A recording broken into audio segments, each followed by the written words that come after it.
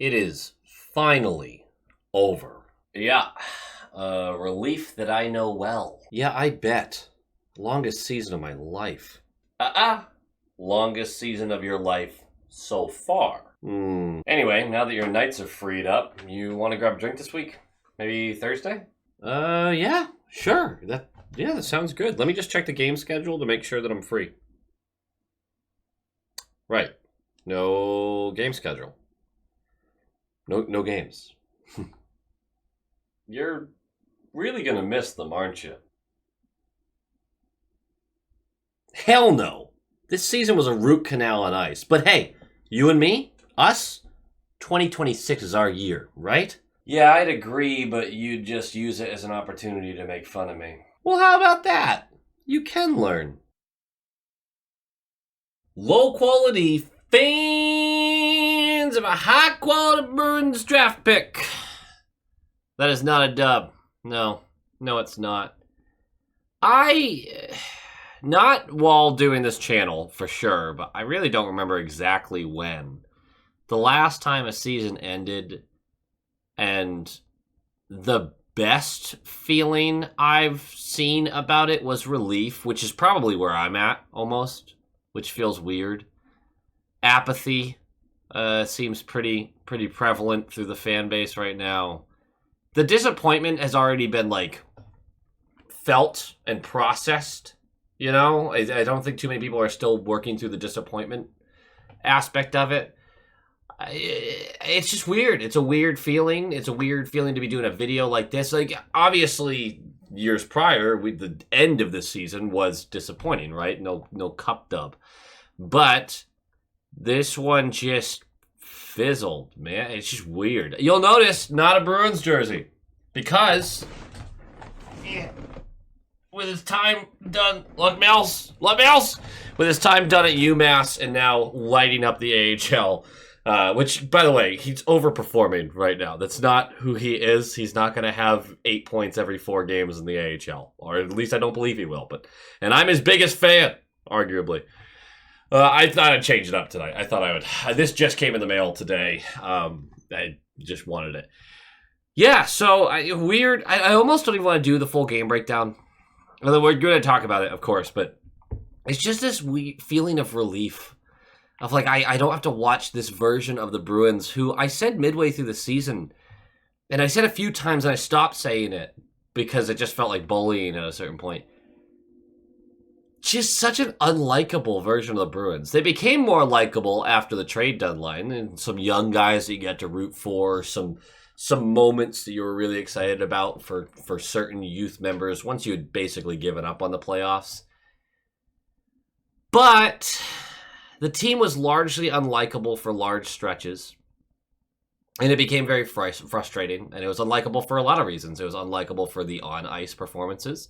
It was unlikable for the Swayman discourse of his poor performance mixed with the contract, everything like that. Unlikable for the off-ice issues, the various different reports on locker room issues, although almost every single one of them had no founding whatsoever that ever came out. The coaching change, and then the discourse about whether or not Monty should have stayed and whether he's a better coach than Sacco. We all knew he was a better coach than Sacco. That was never really the debate. No, it's just, there was a lot of things that were so unlikable about the year that it just becomes like a relief that the year is over. And to take a positive thing, right, this instance, playoff hockey, if you're willing, because I know some of you, and many of you, you're justified in this, you're like, I don't even want to watch playoff hockey. I'm so done with this, and my team's not in it, and I don't care enough about a different team to really get into it. I get it. There are absolutely years where once the Bruins were out, I stopped watching. Until the finals. I pretty much always watch the finals, but it's the finals. But I get it. I have to step away from the game because we pour a lot of ourselves into this. I mean, it sounds silly, and I know it's just a sport, it's just a game, but we do pour a lot of ourselves into this. It matters to us. And I'm the silly guy who wears the names of people 10 years younger than me on my back all the time, right? I understand how frankly ridiculous a lot of this is, but that's why it's fun and why when people make it out to be so very serious and life-changing, it's also kind of silly because you sit there and go, this is just supposed to be fun. It's just supposed to be fun. And this year I guess it just wasn't very fun this year. This was a fun game. This was an interesting game, but it just wasn't a very fun year. And I'm curious to see your thoughts, to hear your thoughts about where you're at. I understand the venting about the season, and feel free to put that in there as well. But in the comments, just where are you? Are you just done? Are you looking forward to non-pressured playoff hockey where you just get to watch, right? You don't have to see your team win or anything. You just simply get to watch. Something for me that is a little bit isolated is that it's actually semi-rare I get to watch a hockey game and just enjoy the hockey game, right? Because now I watch every second of the Bruins games. I spend so much time on that and my family and everything like that. There's other things in my life that are very prevalent right now that the most hockey I get to watch is a Bruins game, and I'm taking notes and I'm preparing for a recap and I'm thinking of something funny to do at the beginning, and it's genuinely nice. I'm really looking forward to the playoffs to just sit back and watch and just not care quite so much, you know? Some of it, I'm sure some of those comments make me hypocritical based on things I say through the season. I understand that. So check out the Discord, check out Twitter, Instagram, all the stuff that's linked below. The NHL Bracket Challenge, linked below. It's the NHL.com/bracket. Like, that's where it is. I'm going to put the link in now because I'm an idiot and didn't put it last time. But yeah, no, I haven't even looked into how many people have jumped into it yet. But that gets competitive every year. And the last 2 years, it's been a Panthers fan who won and then a Blues fan who won. Reverse that. I think it was Blues and then Panthers. No, Habs and then Panthers. Either way, it was bad, all right? Can I please have a Bruins fan win this damn thing, please? Sorry, that was aggressive. Yeah, just tell me where you're at. Let me know what your thoughts are. I was going to do a whole preview of our opponent, the Devils. Who cares, man? What am I going to say about the Devils right now? We've won one game. They've won one game in our season series. This was our third and final game. They're not playing their full lineup. We have some debuts as we scratch some guys, but we haven't had a full lineup in like 2 months. They know they get the Canes, and they've known for a very long time, and they have an uphill battle in round one, and there is no way this works out where they don't have an uphill battle the rest of the way after round one if they come out of it. Unless somehow whoever gets that 8th seed really somehow upsets the 1 seed and meets them later in that conference side. I don't see that happening. We're still not entirely sure who gets it. Columbus, if they win their last game in regulation, and if Montreal loses their last game in regulation, Columbus gets a spot. That's pretty fun. I'm excited. I really want to see what happens here. I'll go through the lineup real quick, and then we'll talk about a few things with this game. So, Geeky, Lindholm, Pasternak, Lauko, Zacha, Lysell, Kepke, Middlestat, Letary, Kuznetsov, Minton, Farinacci, debut, Zadorov, Jokiharju, Lorai, Peak, and then Brunet, Wotherspoon with Swayman and net. So, Geeky wins the 7th player award, obviously. I don't even think I need to go into that. It's a fan-voted award. He has 33 goals at the end of the season. Just an insane season from Geeky where he shatters all of his career bests. He spends the early part of the season not playing well, and then he goes on an unbelievable tear with an unsustainable shooting percentage that he somehow sustained for like 4 months. So maybe, I don't know. I'm scared of the contract. We'll talk later about that, though. Not in this video, but later in the offseason. Elias Lindholm's 900th game. That's neat. Farinacci and Brunet's first NHL games. Very neat. Last game of the year. Thank you, everyone who has supported the channel through the year. I greatly appreciate you. I really do. God, do I appreciate you guys. You guys are the only reason I do this. It makes it worthwhile. It truly does. And then this is a statement that I want to make about the draft pick. Because we lost, but we lost in overtime. So here's the way it shakes out. We currently sit 29th out of 32 teams. So 4th in the draft before any lottery stuff. We could fall to 5th if Philly loses in regulation. We don't have a tiebreaker over them. So if they lose in regulation, they will go to 4th, we'll go to 5th. That means the worst possible position the Bruins can be picking right now is 7th. If Philly wins their game or gets a point out of it, their final game, then the worst we could pick is 6th. There's just not a lot of damage here to talk about. We'll see how this all shakes out. And there's still a chance that we might jump up higher. So we'll see. We will see. I understand the frustration about trying to perform with the pick. I have been very vocal about just not caring that much. Right? I just really can't. The players want to win. They're not going to try to lose. It's one thing during the season to root for your team to win and get frustrated when they don't win and talk about reasons they didn't win. Getting frustrated when they don't lose and talking about reasons they didn't lose, that's a lot harder for me, and I just don't, it's just not something I can vibe with, right? I don't blame anyone for rooting for losses. I was genuine in this game. Like, I'd prefer we probably just lose this one in regulation, but I want to see some good stuff from the game. So, like, my preference was definitely there. The issue I have with this actually isn't in the result at all. Had we won it, I would have been like, okay, we won. Like, the players want to win. I get it. They're going to fight for it. What I'm frustrated by is David Pastrnak playing in this game. It's a meaningless game. It's risking injury that, yes, absolutely could bleed into next year had he gotten hurt badly.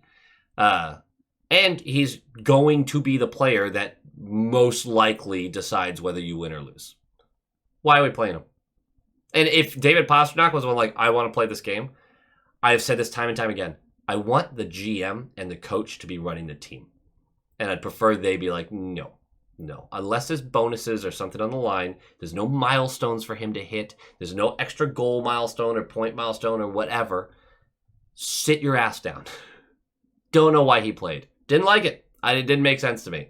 I know that there's a whole like integrity to the game and why you take. It's game 82. It's game 82. Had 3 weeks ago, I'd been like, we should bench Pasta for the rest of the year. Then you can talk to me about integrity. It's game 82.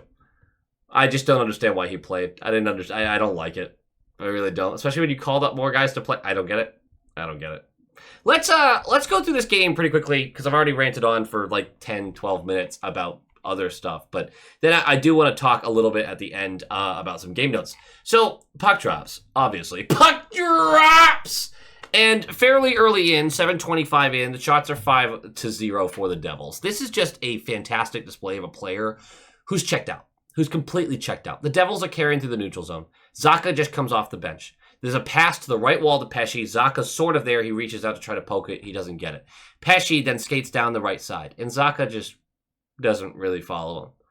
And so Brunet is in front of Pesce. He's holding him to that wall. But Meyer gets to just scoot down that right side as well, but farther in on that right circle. Easy pass to him. Meyer gets a free bid, has time to pick his spot because Zacha just never bothered to skate down and play defense.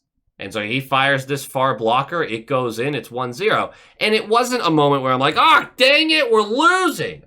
Didn't really care about that result. But I'm looking at Zacha like, dude, you're not really impressing anyone the past month and a half anyway. You're really just going to take this game off? And he had some moments later in the game where he almost did a thing or two. But for the most part, he was just inconsequential. And whether that's been because he's been struggling lately and he's hurt or something like that, or if it's just because he's tuned out, I don't know. It's just not a good look. It's just not a good look from a veteran on this team. It's a rather young team. 8:43 in, just a little bit over a minute later. Geeky masterclass, man. Pasta attempts to deke through a defenseman, but gets stood up. The puck skitters into the slot. Zadorov actually jumps into play, skates down that left side of the slot, picks up the puck, circles the net, pushes the puck back up to Pasta, who's going to feign shot and then quickly move it across the top of the slot over to Geeky at the top of the left circle, who's going to hammer this on net, and Jake Allen is not able to catch up. And it beats him, and it's 1-1. And Morgan Geeky is sitting there like, ain't no draft pick taking my top 6 spot. Get fucked. Good for you, Geeky. I respect it. 8:12 left. Pesce is going to go for high stick, and we're going to power play. Nothing's happening. And then we have another power play because Dumoulin goes for cross-checking later in the period. Nothing's happening. Second period starts. 30 seconds in. Not even 30 seconds in. And this is as simple as it gets. It's so simple. Pasta skating through the neutral zone. Dishes to the right side to Lindholm, who takes the blue line into the offensive zone and quickly feeds it right back to Pasta because the defense kept backing up. And then he has enough room between them to just basically split them, go right in on net, finishes it backhand, blocker side, and it's 2-1. And you go, oh, All right, pasta's gonna pasta, but I don't have a lot of faith that we can hold this lead. And then about 2 minutes later, Liesel's gonna go for hooking. We're gonna do a penalty kill. 16 seconds left of the penalty kill. It's a cross slot pass to Meyer, who the shot gets swallowed up, his initial chance. But the diving Swayman, who swallowed that puck up, thought he had it under him. It actually just scooted out from underneath him.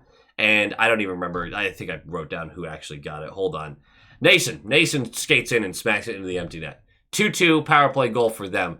And again, I'm just assuming everyone's like, okay, good. Sigh of relief. Good. Get this one back to even. Devils can win it. I'm just assuming everyone was rooting for a loss here.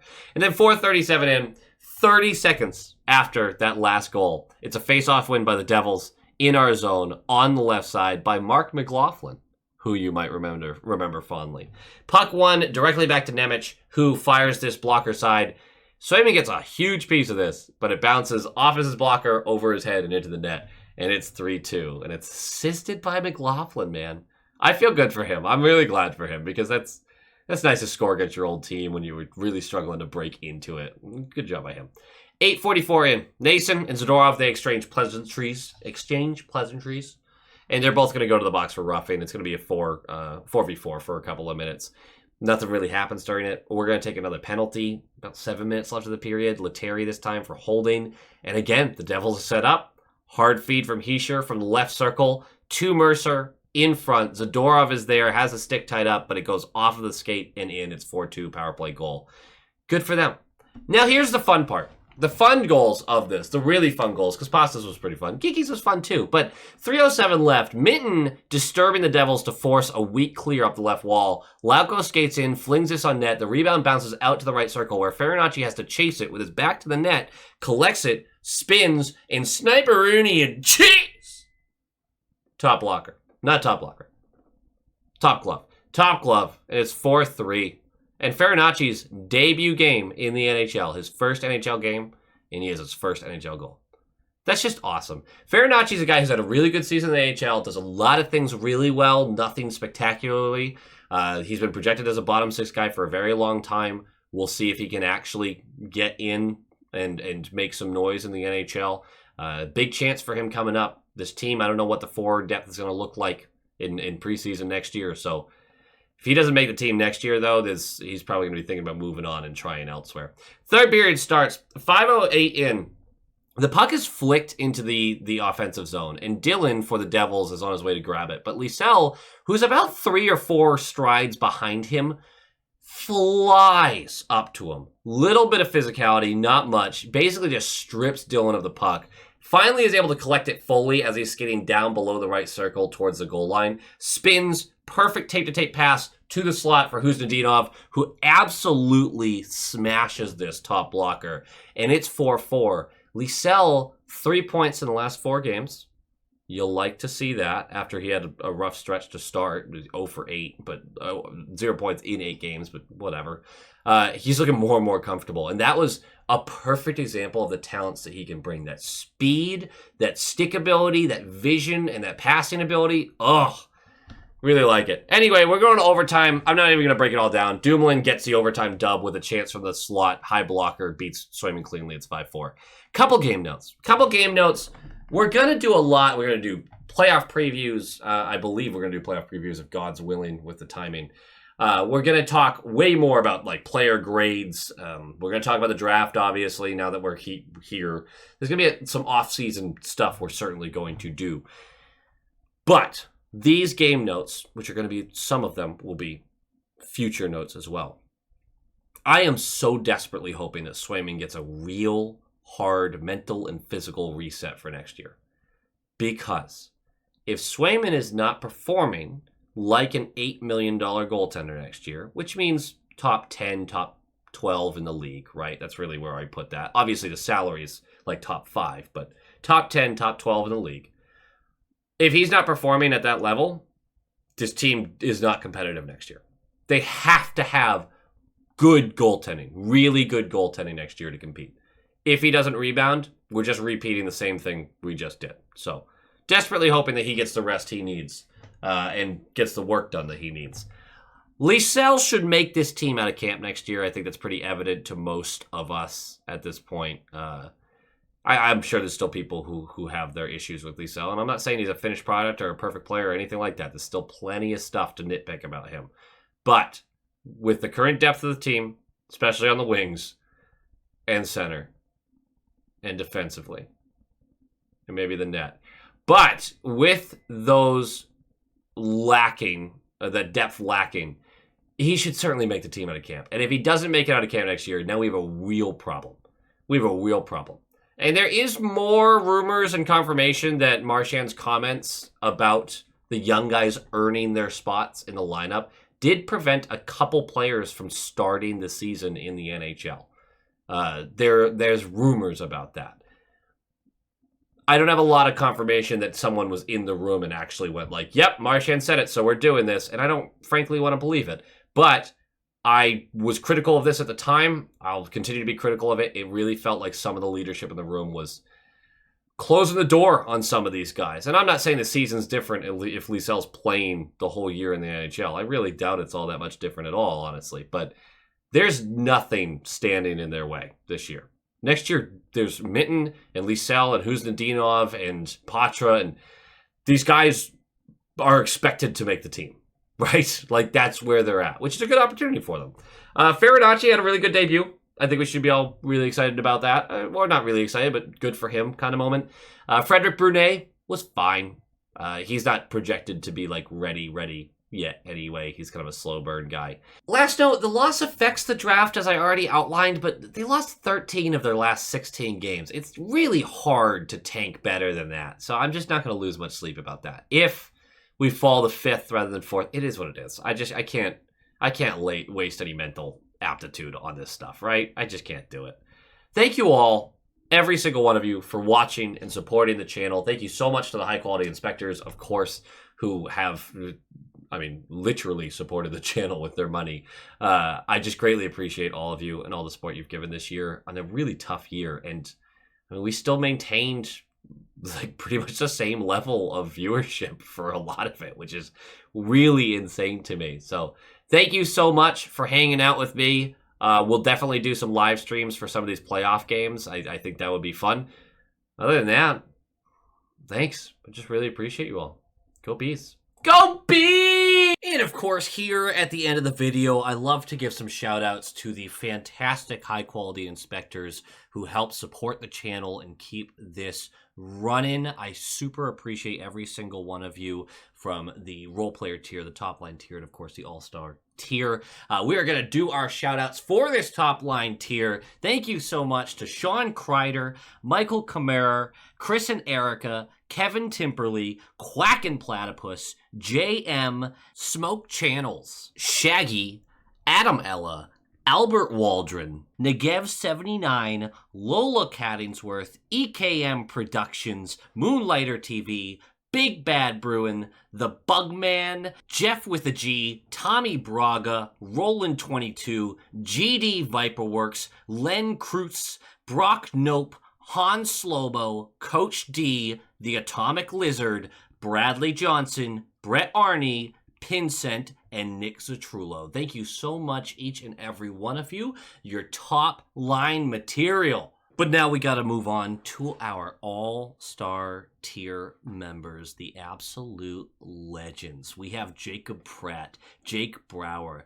Dampen, JG's 12, Mark S., Ann Hustis, Tim R., Lorenzo Wood, Penny Pasta, Levi Catalani, Boston Stringler, Bagel, Nightmare Eco, John Kirk, Joel, Stealthy Potato, Heil E. Coyote, Darren Woodbury, Abraxion, Wolf Warrior, Vinny, Adrian Winter, Tukton D. Tashi, Bruin Smash, D.A. Kingery, The Only Newts, A Tasty Snack, Dutes42, and Jeremy. Thank you all for all of the support and love that you are all giving. I appreciate each and every one of you. And as always, go Bees!